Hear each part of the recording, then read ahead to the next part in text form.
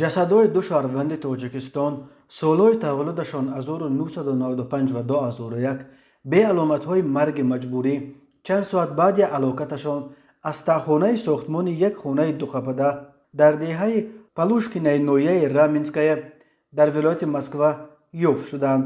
Федеральное агентство новостей аз қавли манбааш дар полиси вилояти Москва хабар дод, ки хабари ҳалокати ду мардикори тоҷик ба қисми навбатдории полиси ҳафзаи шаҳри Раменская рӯзи 20 май расидааст.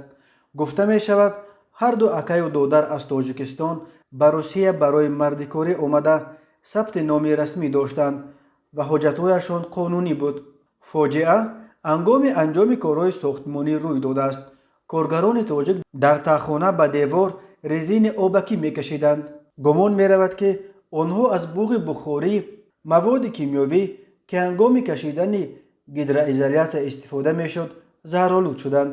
ин ду коргари ҳалокшуда ба рӯяшон василаҳои ҳифозатӣ кашида буданд, вале ин респиратори сохтмонӣ буд, ки аз чанги оддӣ ҳимоят мекунад, вале аз маводи заҳрдори кимиёвӣ на. мутаассифона ба тарафи таххона ҳавои тоза намерасид. нақл кардааст тафсилоти ҳодисаро манбаи Федеральное агентство новостей дар полиси вилояти Москва. ҳоло мақомоти шуъбаи тафтишотии Раменская ба санҷиши ин ҳодиса пардохтаанд. ҷасадҳои акаю додарро барои ташхис ба морг бурданд. ҳар сол беш аз 1 миллион аз аҳолии қобили кори Тоҷикистон барои мардикорӣ ба Русия мераванд.